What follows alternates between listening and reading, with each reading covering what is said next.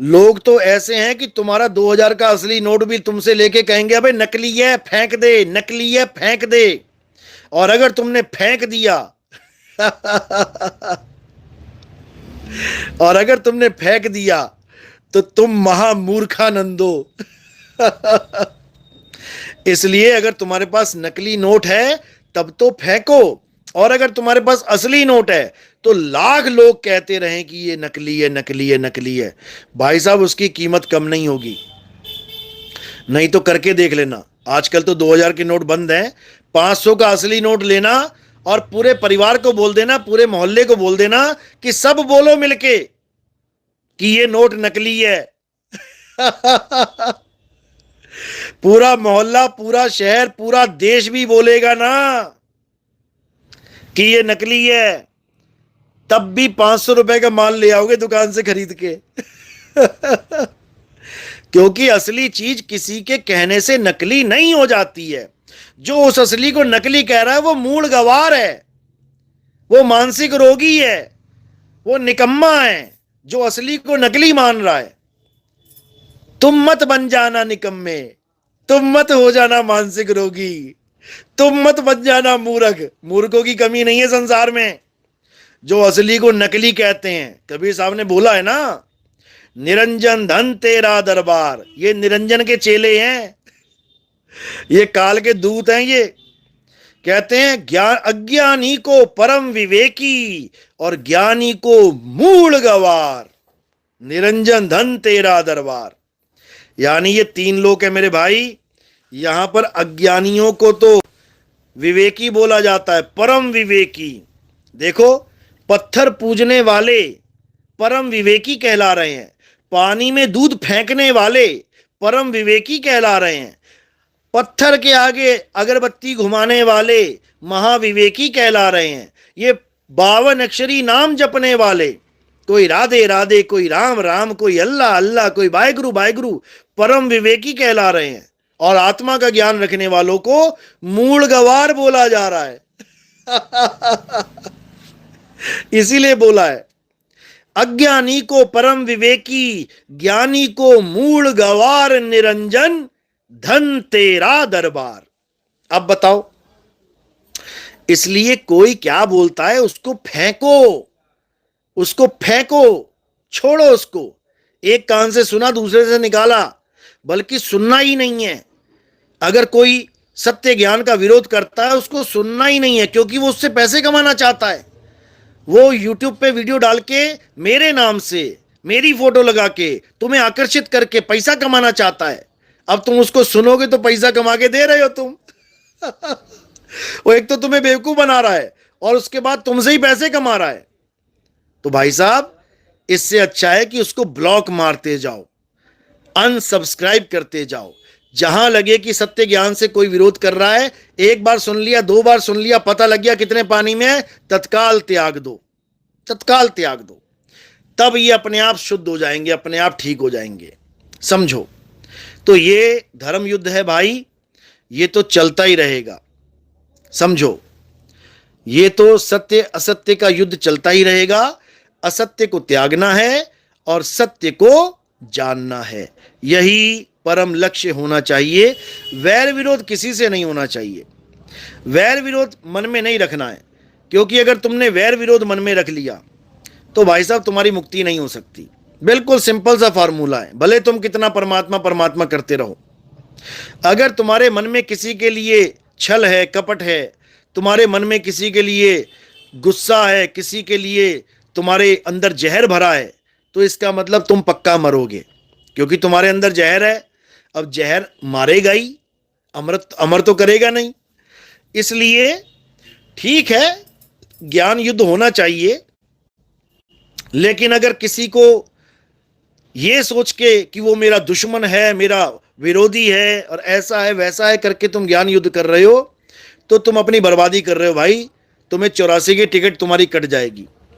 बिल्कुल साफ वाणियों में समझाया गया कि जब लग जानू मैं हूं करता, तब लग गर्भ जून में फिरता, जब लग मानू बैरी मीत, तब लग नहीं चलना ही चीत।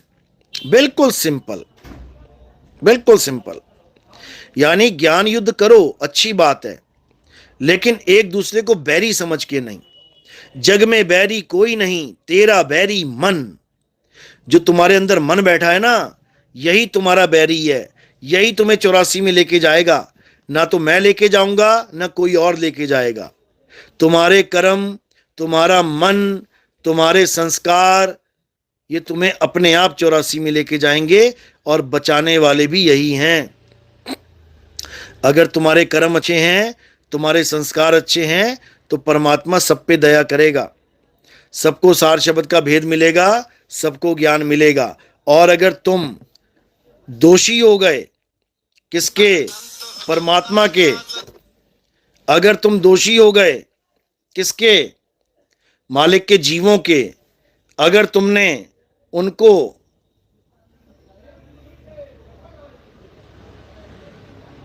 अपना दुश्मन मान लिया, परमात्मा के बच्चों को जो दुश्मन मान लेता है, वो परमात्मा का ही दुश्मन बन जाता है।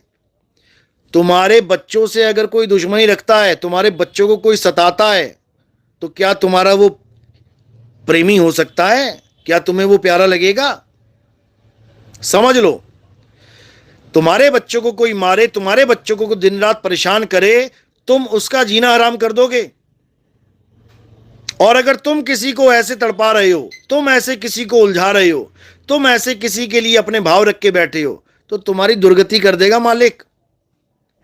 इसलिए ये अपनी संगत को भी मैं कह रहा हूं, गलती से भी तुम्हारी वजह से अगर किसी का दिल दुख रहा है, तो सुधर जाओ, सुधर जाओ, सुधर जाओ, हालत खराब हो जाएगी। और भक्ति वक्ति तो गई साइड में फिर, समझे? जिन प्रेम किया तिन ही प्रभु पाया, जिन बैर किया तिन ही प्रभु पाया नहीं, जिन जलन किया, ईर्ष्या किया, तिन ही प्रभु पाया नहीं। धक्के पड़ेंगे, धक्के, 84 में जाना पड़ जाएगा। इसलिए पहले तो प्रेम सीखो, सबसे प्रेम करना है, सब मालिक के जीव हैं। ठीक है, मनमुटाव चलता है, मतभेद चलते हैं, ठीक है, मतभेद हो जाए, पर मनभेद नहीं होना चाहिए। मतभेद है, कोई बात नहीं, किसी को कुछ समझ में आ रहा है, किसी को कुछ समझ में आ रहा है, कोई कुछ करे, कोई कुछ करे, उसमें कोई फर्क नहीं पड़ता। लेकिन जो असली चीज है वो है प्रेम। सबसे प्रेम करो, अच्छा लगे तो ज्ञान ले लो, नहीं अच्छा लगे तो ना ले लो। इसमें वैर विरोध क्या है? सब ज्ञान दे रहे हैं, उसमें क्या है? इसमें तो कोई दिक्कत नहीं है। सबका हुका लीजिए साचा शब्द निहार, और पक्षपात मत कीजिए कहें कबीर विचार। कोई दिक्कत नहीं है। लेकिन तुम किसी को ऊंचा नीचा बोलने लग जाओ, अपशब्द बोलने लग जाओ, ये गलत है। तो अब क्या करना है? अब भक्ति करनी है भाई, ढंग से विवेक जगाना है, ढंग से। कोई क्या कह रहा है, क्यों कह रहा है, ये उसकी सिरदर्दी है। तुम ये देखो सत्य क्या है। विहंगम चाल ही परम सत्य है। विहंगम चाल कबीर साहब की अपनी चाल है। कोई लाख बार कह दे कि विहंगम चाल काल की चाल है, इसकी चाल है, उसकी चाल है, नहीं मानना है। कबीर साहब समझा रहे हैं, शब्द विहंगम चाल हमारी, काल की नहीं है। शब्द विहंगम चाल हमारी, कहें कबीर सतगुर दई तारी। चाबी मिल जाएगी विहंगम चाल से। खुले कपाट शब्द झनकारी, पिंड अंड के पार सो देश हमारा है। आज एक नित्यानंद का शिष्य था, उसका फोन आया और उसने बड़ा प्यारा बताया कि मैं नित्यानंद की वाणियां पढ़ता था, मेरे समझ में नहीं आती थी। बहुत बार मैंने पढ़ा विहंगम चाल, समझ में नहीं आई कभी। लेकिन जब आपके सत्संग सुने और आपने विहंगम चाल का जिक्र किया, जब विहंगम चाल का भेद बताया, तब समझ में आया कि नित्यानंद महाराज कह क्या रहे हैं। और हमें मंत्र जपवा दिया गया था, सोहंग सोहंग नाम जपवा दिया हमें। हम सोहंग सोहंग करते जन्म बर्बाद कर रहे थे, क्योंकि नित्यानंद जी महाराज, पलटू जी महाराज, नाबा जी, गरीबदास जी महाराज, हर जगह ये सोहंग सोहंग सोहंग का ही जाप है। कहीं भी चले जाओ, चाहे घीसा दास जी के पंथ में चले जाओ, कहीं भी चले जाओ, ये सोहंग सोहंग में ही उलझा देते हैं। तो उसको समझ में आया कि विहंगम चाल ही सच्चे सतगुरु की चाल होती है। अब उसके अंदर नाम दीक्षा का फूल खिल गया, अब वो आएगा विहंगम चाल की शरण में। तो विहंगम चाल और अचल अवस्था ये सतगुरु के लक्षण हैं। सतगुरु के लक्षण कहूं अचल विहंगम चाल, यानी विहंगम चाल और अचल अवस्था, इन दोनों को गांठ बांध लो। अगर इसके खिलाफ कोई बोल रहा है तो महामूढ़ है, महामूर्ख इंसान है। दो चीजें बिल्कुल गांठ बांध लो, विहंगम चाल और अचल। बस इन दोनों को अगर तुमने पकड़ लिया तो तुम्हें कोई मूर्ख नहीं बना सकता। और विहंगम चाल होती क्या है? ये पक्षी की चाल होती है, यानी सीधी डायरेक्ट, निशाना साधो। सीधे तीर का निशाना कहां लगना चाहिए? निशाने पे। इसको साधना कहते हैं। इसीलिए बोला जाता है, इस YouTube चैनल का नाम रखा है ना, कहें कबीर सुनो भाई साधो। तो इसको साधना है विहंगम चाल के द्वारा। और जब तीर जाकर निशाने पे लग जाता है तो चलता हुआ तीर क्या हो जाता है? अचल हो जाता है। समझ लो, तीर चलता हुआ जा रहा है और कहां पे जाके अचल हो जाएगा? निशाने पे लग के। इसी प्रकार चलती हुई सुरता ये भटक रही है सारे संसार में, तीनों लोक में भटक रही है। ये कहां पे जाके अचल हो जाएगी? ये हमारे असली शब्द स्वरूप में जाके अचल हो जाएगी। असली स्वरूप में वहां अचल हो जाएगी, जिसको बोला है सुरत समाये शब्द में, और वाको काल ना खाए। अचल हो जाएगी और अचल को फिर कोई नहीं पकड़ सकता। फिर वो मुक्त हो जाएगी। ये जन्म मरण का खेल खत्म हो जाएगा। ये चलने वाले नाम राम राम राम मेरे मुंह से चल के तुम्हारे कान तक पहुंच रहे हैं, ये चलने वाले नाम माया हैं। राधे राधे राधे ये मुंह से निकल के तुम्हारे कान तक पहुंच रहा है, ये चलने वाले नाम ये सब माया हैं। वाहेगुरु वाहेगुरु वाहेगुरु ये मेरे मुंह से निकला, तुम्हारे कान तक पहुंचा, चलने वाला नाम है, माया है। God God hallelujah Allahu Akbar, कोई भी नाम मुंह से निकल के तुम्हारे कान तक पहुंचा तो ये चलने वाला नाम है। और जबकि नाम अचल होना चाहिए। अचल नाम ही तुम्हें अचल कर सकता है, चलने वाला नाम तुम्हें चला चला के घुमाएगा। तो इसलिए अब तुम्हें समझ में आएगा कि आखिर सत्य होता क्या है, अचल होता क्या है। अध्याय 3 में यही बोला गया है। 17वां श्लोक, हे अर्जुन जो अपनी आत्मा में रमण करते हैं, यानी रम जाते हैं। और ये रामपाल जी के चेले मेरी बात उठा के अध्याय 3 17वां श्लोक दिखा के क्या कह रहे हैं कि नितिन दास कह रहा है कि जो अपनी आत्मा के साथ भोग विलास करते हैं, ऐसे मूल बुद्धि लोग मैंने जीवन में कभी नहीं देखे। रमण करने को ये क्या मान बैठे हैं कि जैसे राधा रमण कहते हैं कि राधा के साथ रमण करने वाला कौन? कृष्ण जी। राधा के साथ रमण करने वाला कृष्ण जी, उस रमण को यहां फिट कर रहे हैं ये लोग कि नितिन दास कह रहा है कि अपनी आत्मा के साथ भोग विलास करो। अरे मूर्खों, ओ मूर्खों। रमण का मतलब होता है रम जाना, समा जाना। सूरत समाये शब्द में, वो रम गई है उसमें जाके। वाको काल ना खाए। ऐसे मूढ़ बुद्धि नहीं देखे मैंने कभी। लेकिन चलो मालिक के जीव हैं, कभी अकल आएगी इन लोग को। लेकिन इनकी वजह, इन्हीं बेवकूफियों की वजह से इन्हीं के भगत जाग रहे हैं।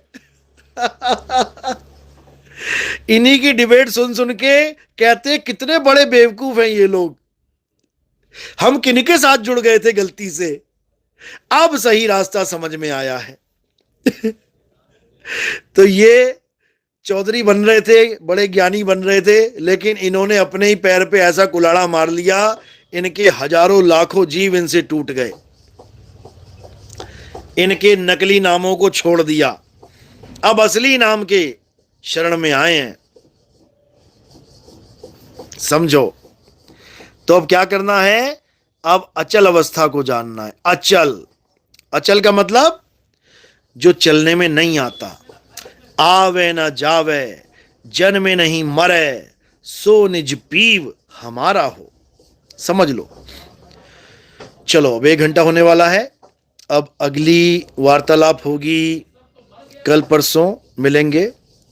कोई भी सवाल रखना चाहता है अपना तो मुझे व्हाट्सएप कर सकता है 9256111007। इस नंबर पे केवल व्हाट्सएप करें, फोन ना करें। 9256111007। कोई भी सवाल आपका है, आप सवाल भेजिए। शंका समाधान में उस सवाल का पूरा समाधान किया जाएगा। और अगर आप नए हैं, पहली बार आ रहे हैं, तो अभी मैं कहूँगा सवाल ना ही भेजें। पहले कम से कम 100 सत्संग सुन लें। हाँ, सत्संग सीरियल वाइज सुनने के लिए मुझे मैसेज करें, उसमें लिखें कि कृपया सीरियल वाइज सत्संग भेजिए। तो मैं आपको 1 2 3 4 5 6 7 ऐसे नंबर करके आपको सत्संग भेज दूंगा। आप धीरे धीरे सुनते जाइए, समझते जाइए, और मुझे पूरा विश्वास है कि 100 तक आते आते आपके सारे सवालों के जवाब आपको खुद मिल जाएंगे। ये मेरा पूरा विश्वास है। सतनाम। तो फिर से नंबर देख लें, एक बार सुन लें, लिख लें 9256111007। इस नंबर पे केवल मैसेज करना है आपने, व्हाट्सएप मैसेज। कोई फोन ना करे, नहीं तो ब्लॉक कर दिया जाएगा उसको, क्योंकि फोन नहीं उठाता हूं मैं उस नंबर पे ज्यादा। क्योंकि कितने फोन उठाएंगे भाई, हजारों फोन आते हैं, किस किस का उठाएंगे। मैसेज आप कर दो हजारों, कोई बात नहीं, मैं देखता रहता हूं। और कोई ज़्यादा इंपॉर्टेंट मैसेज होता है तो उसको बार बार रिपीट कर सकते हैं आप, ताकि वो ऊपर आ जाए। क्योंकि व्हाट्सएप पे हजारों मैसेज हैं जो मैं कभी देख ही नहीं पाया, 3-3 साल पुराने मैसेज हैं। जो इंपॉर्टेंट होता है वो दोबारा कर दे, और इंपॉर्टेंट नहीं है तो कोई बात नहीं। सतनाम, सतनाम।